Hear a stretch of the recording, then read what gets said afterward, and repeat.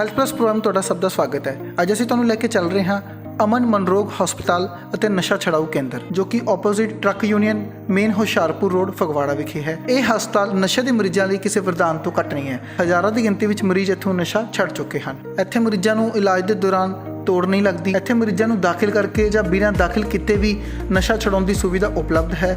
ਮਾਨਸਿਕ ਪਰੇਸ਼ਾਨੀ, ਉਦਾਸੀ ਰਹਿਣੀ, ਵਹਿਮ ਅਤੇ ਸ਼ੱਕ ਕਰਨਾ, ਨੀਂਦ ਦਾ ਘੱਟ ਆਉਣਾ, ਇਹ ਸਾਰੀਆਂ ਸਮੱਸਿਆਵਾਂ ਦਾ ਹੱਲ ਇਸ ਹਸਪਤਾਲ ਵਿਖੇ ਹੁੰਦਾ ਹੈ। ਸਾਡੀ ਟੀਮ ਨੇ ਡਾਕਟਰ ਸਾਹਿਬ ਨਾਲ ਗੱਲਬਾਤ ਕੀਤੀ, ਜਿਨ੍ਹਾਂ ਨੇ ਸਾਨੂੰ ਹਸਪਤਾਲ ਬਾਰੇ ਜਾਣਕਾਰੀ ਦਿੱਤੀ। ਲੈ ਕੇ ਚੱਲਦੇ ਹਾਂ ਤੁਹਾਨੂੰ ਅਮਰ ਮਨਰੋਗ ਹਸਪਤਾਲ ਅਤੇ ਨਸ਼ਾ ਛਡਾਊ ਕੇਂਦਰ ਫਗਵਾੜਾ ਵਿਖੇ। ਦਰਸ਼ਕੋ, ਅੱਜ ਅਸੀਂ ਇੱਕ ਵਾਰ ਫਿਰ ਆਏ ਹਾਂ ਅਮਨ ਮਨਰੋਗ ਤੇ ਨਸ਼ਾ ਛਡਾਊ ਕੇਂਦਰ ਦੇ ਵਿੱਚ, ਜਿਹੜਾ ਕਿ ਫਗਵਾੜਾ ਵਿਖੇ ਸਥਿਤ ਹੈ, ਔਰ ਗੱਲ ਕਰ ਰਹੇ ਹਾਂ ਇੱਥੋਂ ਦੇ ਕਾਉਂਸਲਰ ਮੈਡਮ ਦੇ ਨਾਲ, ਕਿਉਂਕਿ ਇਹਨਾਂ ਦਾ ਜਿਹੜਾ ਸਲੋਗਨ ਹੈਗਾ ਕਿ ਅਸੀਂ ਨਾਲ ਕਾਉਂਸਲਿੰਗ ਕਰਕੇ ਉਹਨਾਂ ਨੂੰ ਇੱਕ ਨੋਰਮਲ ਹਾਲਾਤਾਂ ਦੇ ਵਿੱਚ ਲਿਆਈਏ, ਦਵਾਈ ਦੇ ਕੇ ਉਹਨਾਂ ਨੂੰ ਪਹਿਲਾਂ ਥੋੜ੍ਹਾ ਜਿਹਾ ਠੀਕ ਕਰੀਏ।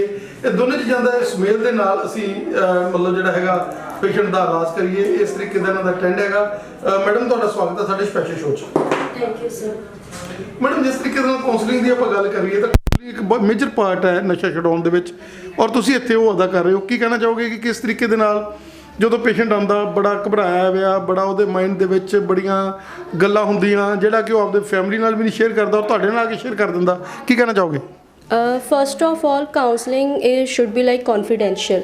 ਅਸੀਂ ਕੋਈ ਵੀ ਗੱਲ ਇੱਧਰ ਦੀ ਉੱਧਰ ਨਹੀਂ ਕਰ ਸਕਦੇ, ਕਿਉਂਕਿ ਪਹਿਲਾ ਮੋਟਿਵ ਪੇਸ਼ੈਂਟ ਦਾ ਇਹੀ ਹੁੰਦਾ ਕਿ ਮੇਰੀ ਗੱਲ ਇੱਧਰ ਦੀ ਉੱਧਰ ਨਾ ਹੋਵੇ। ਅਤੇ ਇਹ ਬਹੁਤ ਇੰਪੋਰਟੈਂਟ ਆ ਕਿ ਅਸੀਂ ਪਹਿਲਾਂ ਉਹਨਾਂ ਨੂੰ ਸੁਣੀਏ, ਉਹ ਕੀ ਕਹਿਣਾ ਚਾਹੁੰਦੇ ਆ, ਉਹਨਾਂ ਦਾ ਮੈਂਟਲੀ ਸਟਰੈਸ ਲੈਵਲ ਕਿੰਨਾ ਆ, ਕਿਸ ਰੀਜ਼ਨਸ ਕਰਕੇ ਉਹ ਨਸ਼ੇ ਦੇ ਵਿੱਚ ਆਏ ਨੇ। ਪਹਿਲਾਂ ਤਾਂ ਅਸੀਂ ਮੋਸਟਲੀ ਹਿਸਟਰੀ ਲੈਂਦੇ ਹਾਂ ਕਿ ਰੀਜ਼ਨਸ ਕੀ ਆ, ਕਿਉਂ ਆਇਆ ਬੱਚਾ, ਕਿਉਂ ਪੇਸ਼ੈਂਟ ਆ ਰਿਹਾ ਸਾਡੇ ਕੋਲ, ਕਿਉਂ ਪ੍ਰੋਬਲਮ ਆ ਰਹੀ ਹੈ ਪੇਸ਼ੈਂਟ ਨੂੰ ਡਰੱਗਸ ਦੇ ਰਿਲੇਟਿਡ।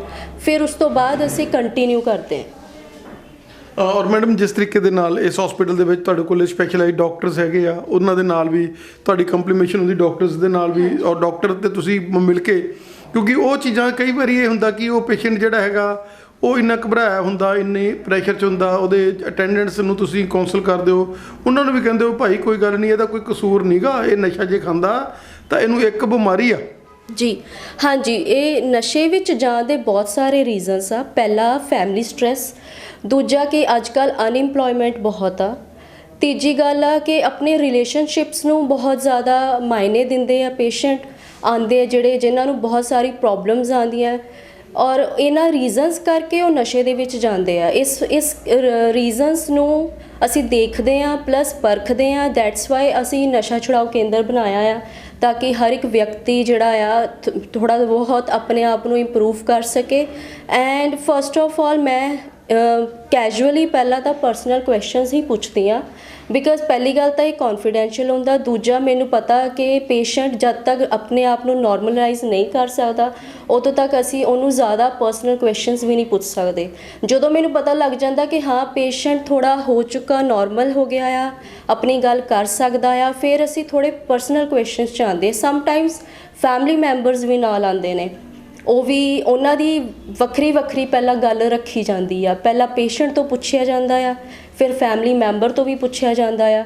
ਜਦੋਂ ਮੈਨੂੰ ਲੱਗਦਾ ਕਿ ਹਾਂ ਦੋਨਾਂ ਦੇ ਤਾਲਮੇਲ 'ਚ ਪ੍ਰੋਬਲਮ ਆ ਗਈ ਆ, ਪੇਸ਼ੈਂਟ ਕੁਝ ਹੋਰ ਕਹਿੰਦਾ ਆ, ਫੈਮਿਲੀ ਮੈਂਬਰਸ ਕੁਝ ਹੋਰ ਕਹਿੰਦੇ ਆ, ਪਹਿਲਾਂ ਅਲੱਗ-ਅਲੱਗ ਕਾਉਂਸਲਿੰਗ ਹੁੰਦੀ ਆ, ਫਿਰ ਇਕੱਠੇ ਬਿਠਾ ਕੇ ਗੱਲ ਹੁੰਦੀ ਆ। ਅਤੇ ਫੈਮਿਲੀ ਨੂੰ ਇਹ ਵੀ ਸਮਝਾਇਆ ਜਾਂਦਾ ਕਿ ਤੁਸੀਂ ਡੀਮੋਟੀਵੇਟ ਨਹੀਂ ਕਰਨਾ, ਕਿਉਂਕਿ ਅਗਰ ਆਪਾਂ ਡੀਮੋਟੀਵੇਟ ਕਰਾਂਗੇ ਤਾਂ ਓਬਵੀਅਸਲੀ ਜਿਹੜਾ ਪੇਸ਼ੈਂਟ ਆ ਉਹ ਸੁਸਾਈਡ ਵੀ ਕਰ ਸਕਦਾ ਹੈ। ਮੈਡਮ, ਕੀ ਕਹਿਣਾ ਚਾਹੋਗੇ ਕਿ ਇਹਨਾਂ ਚੀਜ਼ਾਂ ਦਾ ਫਾਇਦਾ, ਕਿਉਂਕਿ ਪੇਸ਼ੈਂਟ ਬਿਮਾਰ ਹੁੰਦਾ ਹੈਗਾ ਔਰ ਉਹਨੂੰ ਉਹ ਕਹਿੰਦੇ ਸਾਇਆ ਇਹ 'ਤੇ ਆ ਗਿਆ ਜੀ, ਇਹ 'ਤੇ ਰੂਹਾਂ ਨੇ ਕਰ ਲਿਆ ਹੈਗਾ ਕਬਜ਼ਾ ਇਹ 'ਤੇ ਉੱਤੇ, ਔਰ ਉਹਦੇ ਵਿੱਚ ਮਾਂ-ਬਾਪ ਆ ਜਿਹੜੇ ਬਹੁਤ ਜ਼ਿਆਦਾ ਘਬਰਾਏ ਹੁੰਦੇ ਆ, ਦਿਲ ਉਹਨਾਂ ਦਾ ਥੋੜ੍ਹਾ ਹੁੰਦਾ, ਫਲਾਣੇ ਕੋਲੇ ਕਹਿੰਦੇ ਪੁੱਛ ਦੋ, ਉਹਨੇ ਉਹ ਕਰ ਲਿਆ। ਔਰ ਉਹ ਜਿਹੜੇ ਸ਼ਾਤਰ ਲੋਕ ਆ ਇਹਨਾਂ ਚੀਜ਼ਾਂ ਦਾ ਫਾਇਦਾ ਉਠਾਉਂਦੇ ਆ, ਔਰ ਇਹਨਾਂ ਚੀਜ਼ਾਂ ਦੇ ਵਿੱਚ ਉਹਨਾਂ ਲੋਕਾਂ ਨੂੰ ਬਿਲਕੁਲ ਫਾਈਨੈਂਸ਼ੀਅਲੀ ਜਿਹੜਾ ਹੈਗਾ ਵੀਕ ਕਰ ਦਿੰਦੇ ਆ। ਹਾਂਜੀ, ਇਹ ਤਾਂ ਹੈ। ਫਸਟ ਆਫ ਆਲ ਜਿਹੜਾ ਅੰਧ ਵਿਸ਼ਵਾਸ ਆ ਉਹ ਤਾਂ ਵੈਸੇ ਵੀ ਪੂਰੇ ਇੰਡੀਆ 'ਚ ਤਾਂ ਹੈਗਾ ਹੀ ਹੈ। ਸੋ ਇਹ ਤਾਂ ਆਊਟ ਆਫ ਟੋਪਿਕ ਹੀ ਗੱਲ ਹੋਗੀ ਕਿ ਆਪਾਂ ਅੰਧ ਵਿਸ਼ਵਾਸ ਨੂੰ ਲੈ ਕੇ ਆਵਾਂਗੇ ਨਸ਼ਾ ਛੁਡਾਊ ਕੇਂਦਰ ਦੇ ਵਿੱਚ। ਇੱਦਾਂ ਕੁਛ ਨਹੀਂ ਹੈਗਾ। ਫਿਜ਼ੀਕਲ ਸਟਰੈਸ, ਮੈਂਟਲੀ ਸਟਰੈਸ ਦੋਨੋਂ ਹੀ ਮੈਟਰ ਕਰਦੇ ਆ। ਆਪਾਂ ਹੁਣ ਨੋਰਮਲੀ ਜ਼ਰੂਰ ਬੈਠੇ ਆ, ਫਿਜ਼ੀਕਲੀ ਸਾਰੇ ਇੱਥੇ ਅਪੀਅਰੈਂਸ ਪ੍ਰੋਪਰ ਦੇ ਰਹੇ ਆ, ਬਟ ਮੈਂਟਲੀ ਕहीं ਨਾ ਕहीं ਕਿਤੇ ਨਾ ਕਿਤੇ ਹੁੰਦਾ ਹੀ ਹੈ। So it depends on the individual ਕਿ ਉਹ ਕਿੱਦਾਂ ਬਿਹੇਵ ਕਰ ਰਿਹਾ ਤੁਹਾਡੇ ਮੂਹਰੇ, ਕਿਸ ਤਰੀਕੇ ਨਾਲ ਤੁਹਾਡੇ ਨਾਲ ਗੱਲ ਕਰਦਾ ਪਿਆ, ਕਿ ਉਹ ਗੱਲ ਕਰਨ ਦੇ ਵਿੱਚ ਕੌਨਫੀਡੈਂਸ ਲੈਵਲ ਦਿਖਾ ਰਿਹਾ ਹੈ, ਉਹ ਸੀਰੀਅਸਲੀ ਤੁਹਾਡੀ ਗੱਲਾਂ ਨੂੰ ਸੁਣਦਾ ਪਿਆ, ਤੁਸੀਂ ਕਰ ਰਹੇ ਆ, ਪਰਖ ਰਹੇ ਆ।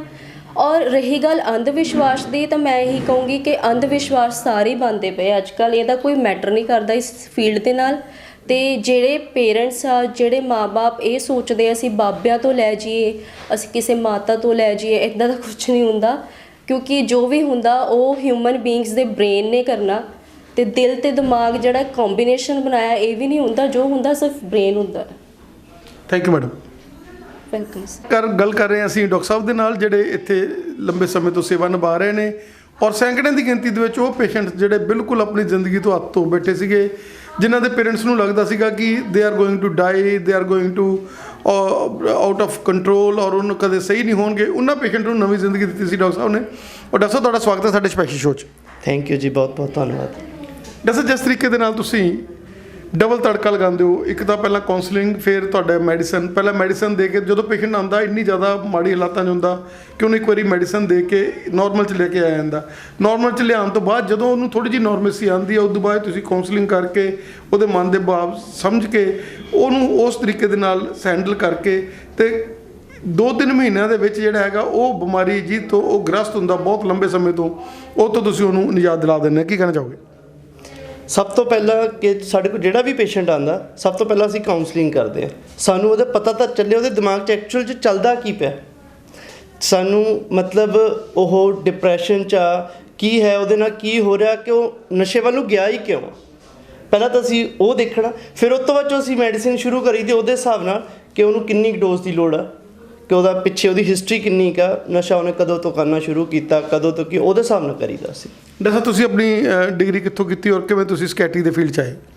ਮੈਂ ਡਿਗਰੀ ਕੀਤੀ ਸੀਗੀ ਨੇਪਾਲ ਤੋਂ, ਅਤੇ ਉਸ ਤੋਂ ਬਾਅਦ 'ਚੋਂ ਫਿਰ ਆ ਕੇ ਇੱਥੇ ਲਾਇਸੈਂਸ ਲਿਆ, ਅਤੇ ਉਸ ਤੋਂ ਬਾਅਦ 'ਚੋਂ ਮੈਨੂੰ ਹੁਣ ਇੱਥੇ ਅਪਰੋਕਸੀਮੇਟ 2 ਸਾਲ ਹੋ ਗਏ ਇੱਥੇ ਸਕੈਟਰੀ ਐਜ਼ ਅ ਮੈਡੀਕਲ ਆਫਿਸਰ ਕੰਮ ਕਰਦਾ। Medical officer. ਹਾਂਜੀ। ਡਾਕਟਰ ਸਾਹਿਬ, ਕੀ ਕਹਿਣਾ ਚਾਹੋਗੇ ਕਿ ਜਿਹੜੇ ਲੋਕ ਜਦੋਂ ਆਉਂਦੇ ਆ ਪੇਸ਼ੈਂਟਸ, ਉਹਨਾਂ ਦਾ ਉਸ ਟਾਈਮ ਦਾ ਲਹਿਜ਼ਾ, ਉਸ ਟਾਈਮ ਦੇ ਘਰਦਿਆਂ ਦਾ ਹਾਲਾਤ ਜਿਹੜੇ ਬੜੇ ਔਖੇ ਹੁੰਦੇ ਹੈਗੇ ਆ, ਔਰ ਧੀਰੇ ਧੀਰੇ ਜਦੋਂ ਤੁਸੀਂ ਉਹਨਾਂ ਨੂੰ ਕਾਉਂਸਲ ਕਰਦੇ ਹੋ, ਉਹਨਾਂ ਨੂੰ ਦਵਾਈਆਂ ਦਿੰਦੇ ਹੋ, ਔਰ ਇਹ ਸੈਂਟਰ ਜਿਹੜਾ ਕਿ ਖੋਲ੍ਹੇ ਹੀ ਇਸ ਕਰਕੇ ਗਿਆ ਕਿ ਇੱਥੇ ਕਮਰਸ਼ੀਅਲ ਪੁਆਇੰਟ ਨਹੀਂ ਹੈ ਜ਼ਿਆਦਾ, ਇੱਥੇ ਲੋਕਾਂ ਨੂੰ ਪਹਿਲਾਂ ਸਿਹਤ ਦਾ ਧਿਆਨ ਰੱਖਿਆ ਜਾਂਦਾ। ਜਿਹੜੇ ਵੀ ਇੱਥੇ ਆਉਂਦੇ ਸਾਰੇ ਤੰਗ ਹੀ ਹੁੰਦੇ ਆ, ਜਿਹੜੇ ਨਸ਼ੇ ਕਰਕੇ ਤੰਗ ਹੋ ਚੁੱਕੇ, ਅੱਕ ਚੁੱਕੇ ਨਾ, ਸਾਡੇ ਕੋਲ ਉਹੀ ਆਉਂਦੇ ਜਿਹੜੇ ਛੱਡਣਾ ਚਾਹੁੰਦੇ ਆ, ਜਾਂ ਉਹਨਾਂ ਦੇ ਘਰ ਦੇ ਸਾਡੇ ਕੋਲ ਲੈ ਕੇ ਆਉਂਦੇ ਆ ਜਿਹੜੇ ਚਾਹੁੰਦੇ ਕਿ ਸਾਡੇ ਨਿਆਣੇ ਸਾਨੂੰ ਵਾਪਸ ਮਿਲ ਜਾਣ। ਉਹੀ ਆਉਂਦੇ, ਫਿਰ ਅਸੀਂ ਉਹਨਾਂ ਦਾ ਇਲਾਜ ਕਰੀਦਾ ਅਤੇ ਅਗਲੇ ਖੁਸ਼ ਹੋ ਕੇ ਜਾਂਦੇ। ਡਾਕਟਰ ਸਾਹਿਬ, ਜਿਸ ਤਰੀਕੇ ਦੇ ਨਾਲ ਇਹ ਅਮਨ ਮਨਾ ਰੋਗ ਜਿਹੜਾ ਇੱਕ ਚੇਨ ਹੈਗੀ ਆ, ਔਰ ਕਾਫੀ ਲੰਬੇ ਸਮੇਂ ਤੋਂ ਡਾਕਟਰ ਸਾਹਿਬ ਜਿਹੜੇ ਹੈਗੇ ਇਹਦੇ ਨਾਲ ਜਿਹੜੇ ਤੁਹਾਡੇ ਸਾਰਿਆਂ ਨੇ ਜੁੜੇ ਹੋਏ ਆ, ਉਹਨਾਂ ਨੇ ਇੱਕ ਸੀਕ੍ਰੇਸੀ ਇੱਥੇ ਬਰਕਰਾਰ ਰੱਖੀ ਹੋਈ ਹੈ ਕਿ ਇੱਥੇ ਕਿਸੇ ਪੇਸ਼ੈਂਟ ਦਾ ਡਾਟਾ ਲੀਕ ਨਹੀਂ ਹੋਊਗਾ। ਈਵਨ ਕਿ ਉਹਦੇ ਮਤਲਬ ਜਿਹੜੇ ਸ਼ਰੀਕ ਵਾਲੇ ਆ ਜਾਂ ਕੋਈ ਹੋਰ ਬੰਦੇ ਆ, ਉਹਨਾਂ 'ਤੇ ਇੱਕ ਹਰ ਇੱਕ ਬੰਦੇ ਦਾ ਜਿਹੜਾ ਗੋਪਨੀय ਚੀਜ਼ ਰੱਖੀ ਜਾਂਦੀ। ਹਾਂਜੀ, ਇਹ ਤਾਂ ਹੈ। ਇੱਥੇ ਹਰੇਕ ਦੀ ਪਹਿਚਾਣ ਗੁਪਤ ਰੱਖੀ ਜਾਂਦੀ ਹੈ। ਕਿਸੇ ਨੂੰ ਮਤਲਬ ਉਹਦੇ ਕਿ ਨਾਲ ਦੇ ਘਰਦੇ ਨੂੰ ਵੀ ਪਤਾ ਨਹੀਂ ਹੋਊਗਾ ਕਿ ਬੰਦਾ ਇੱਥੇ ਆਉਂਦਾ।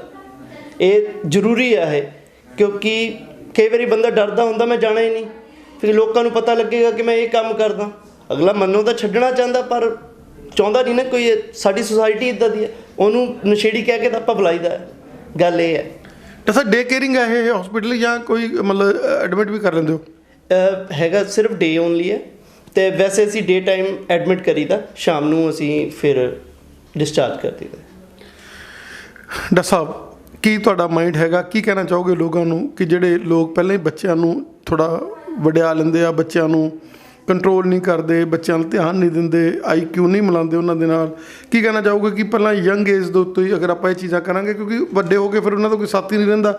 ਮੰਨ ਲਓ ਕਿ ਉਹਦੇ ਨਾਲ ਟ੍ਰੈਜਡੀ ਹੋ ਗਈ, ਮਾਂ ਬਾਪ ਪਿਓ ਦੇ ਵਿੱਚੋਂ ਜੇ ਪਿਓ ਆ ਜਾਂ ਮਾਂ, ਜੇ ਕੋਈ ਐਸੀ ਕੋਈ ਟ੍ਰੈਜਡੀ ਹੋ ਗਈ ਤਾਂ ਉਹਦੇ ਬਾਅਦ ਤਾਂ ਉਹਦੇ ਕੋਲ ਕੋਈ ਰਹਿਣਾ ਹੀ ਨਹੀਂ। ਕੀ ਕਹਿਣਾ ਚਾਹੋਗੇ ਕਿ ਪਹਿਲਾਂ ਤੋਂ ਹੀ ਬੱਚਿਆਂ ਨੂੰ ਜਿਹੜਾ ਹੈਗਾ ਇਸ ਤਰੀਕੇ ਦੇ ਨਾਲ ਕਰਨਾ ਚਾਹੀਦਾ ਕਿ ਉਹਨਾਂ ਨੂੰ ਨਾਵਾਚਕ ਵੀ ਨਾਲ ਬਣਾਉਣਾ ਚਾਹੀਦਾ? ਇਹ ਨਹੀਂ ਹੈ ਕਿ ਇਕੱਲਾ ਉਹਨਾਂ ਨੂੰ ਯੈਸ ਯੈਸ ਹੈ, ਉਹਨਾਂ ਨੂੰ ਕਈਆਂ ਚੀਜ਼ਾਂ ਤੋਂ ਉਹਨਾਂ ਨੂੰ ਕਹਿਣਾ ਪ੍ਰੇਜ਼ ਵੀ ਕਰਨਾ ਚਾਹੀਦਾ। ਬਿਲਕੁਲ ਨਾ, ਬਹੁਤ ਜ਼ਰੂਰੀ ਹੈ। ਹਰ ਜਗ੍ਹਾ 'ਤੇ ਹਾਂ ਨਹੀਂ ਚੱਲਦੀ। ਬੱਚਿਆਂ ਨੂੰ, ਸਾਨੂੰ ਪਤਾ ਹੁੰਦਾ ਆਪਣੇ ਬੱਚੇ ਦਾ, ਬੱਚਾ ਕੀ ਕਰਦਾ ਪਿਆ ਕੀ ਨਹੀਂ, ਹਰ ਮਾਂ-ਬਾਪ ਨੂੰ ਪਤਾ ਹੁੰਦਾ, ਪਰ ਆਪਾਂ ਨਾ ਉਹਨੂੰ ਐਕਸੈਪਟ ਨਹੀਂ ਕਰਦੇ। ਹਰੇਕ ਮਾਂ ਨੂੰ ਪਤਾ ਹੁੰਦਾ ਮੇਰਾ ਬੱਚਾ ਕੀ ਕਰਦਾ ਪਿਆ, ਪਰ ਆਪਾਂ ਜੇ ਕਹੀਏ ਨਾ ਤੁਹਾਡਾ ਬੱਚਾ ਇੱਦਾਂ ਕਰਦਾ, ਉਹਨਾਂ ਨੇ ਕਦੀ ਨਹੀਂ ਮੰਨਣਾ। ਬਸ ਉਹ ਮੰਨਣ ਦੀ ਲੋੜ ਆ ਕਿ ਸਾਡਾ ਬੱਚਾ ਕਰਦਾ, ਤਾਂ ਆਪਾਂ ਉਹਨੂੰ ਮੰਨ ਕੇ ਕੋਈ ਵੀ ਆਪਾਂ ਹੌਸਪੀਟਲ ਲੈ ਕੇ ਚੱਲੀਏ। ਜੇ ਗਲਤ ਕੰਮ 'ਚ ਪੈ ਗਿਆ ਕੋਈ ਗੱਲ ਨਹੀਂ, ਠੀਕ ਹੋ ਸਕਦਾ, ਪਰ ਆਪਾਂ ਉਹ ਘਰਦਿਆਂ ਨਹੀਂ ਦੇਖਣਾ। ਦੱਸੋ ਕੀ ਕਹਿਣਾ ਚਾਹੋਗੇ ਕਿ ਲੋਕਾਂ ਨੂੰ, ਸਮਾਜ ਨੂੰ ਵੀ ਨਫ਼ਰਤ ਨਹੀਂ ਕਰਨੀ ਚਾਹੀਦੀ? ਜਿਵੇਂ ਆਮ ਬਿਮਾਰੀਆਂ, ਸ਼ੂਗਰ ਆ, ਬਲੱਡ ਪ੍ਰੈਸ਼ਰ ਆ, ਇਹ ਵੀ ਨਸ਼ਾ ਵੀ ਇੱਕ ਤਰ੍ਹਾਂ ਦੀ ਬਿਮਾਰੀ ਹੈ। ਹਾਂਜੀ, ਇਹ ਵੀ ਇੱਕ ਤਰ੍ਹਾਂ ਦੀ ਬਿਮਾਰੀ ਹੈ। ਕੋਈ ਮਤਲਬ ਇਹਦੇ ਵਿੱਚ ਉਹ ਕਰਨ ਦੀ ਲੋੜ ਨਹੀਂ ਕਿ ਆਪਾਂ ਉਹਨਾਂ ਡਿਫਰੈਂਸ ਕਰੀਏ ਕੋਈ ਉਹਨਾਂ ਦੇ ਨਾਲ। ਆਮ ਹੀ ਆ, ਬਸ ਗਲਤੀ ਹੋ ਜਾਂਦੀ ਹਰ ਕਿਸੇ ਕੋ। ਕੋਈ ਗੱਲ ਨਹੀਂ, ਇਲਾਜ ਹੈਗਾ, ਆਓ ਇਲਾਜ ਕਰਵਾਓ, ਬਿਲਕੁਲ ਠੀਕ ਹੋ ਜਾਣਾ। ਔਰ ਉਹਦੇ ਨਾਲ ਜਿੱਦਾਂ ਤੁਸੀਂ as a dietitian, as a diet ਦਾ ਵੀ ਉਹਨੂੰ ਕੰਟਰੋਲ ਕਰਨੇ ਆ, ਐਕਸਰਸਾਈਜ਼ ਲਈ ਕਹਿੰਦੇ ਆ, ਪਰਮਾਤਮਾ ਦੇ ਵਿੱਚ ਵਿਸ਼ਵਾਸ ਰੱਖਣ ਲਈ ਕਹਿੰਦੇ ਆ, ਮਤਲਬ ਇਹ ਸਾਰੀਆਂ ਚੀਜ਼ਾਂ ਨਾਲ ਹੀ ਮਤਲਬ ਅਟੈਚ ਹੁੰਦੀਆਂ। ਹਾਂਜੀ ਹਾਂਜੀ, ਇਹ ਸਾਰੀਆਂ ਨਾਲ ਹੀ ਅਟੈਚ ਹੈ। ਉਹਨਾਂ ਦੀ ਡਾਈਟ ਬਾਰੇ ਅਸੀਂ ਦੱਸਦੇ ਹਾਂ, ਉਹਨਾਂ ਨੂੰ ਕੀ ਖਾਣਾ ਕੀ ਪੀਣਾ, ਉਹਨਾਂ ਨੇ ਸਾਰਾ ਕੁਝ ਦੱਸਦੇ ਅਸੀਂ ਉਹਨਾਂ ਨੂੰ। Thank you doctor. Okay, thank you ਜੀ।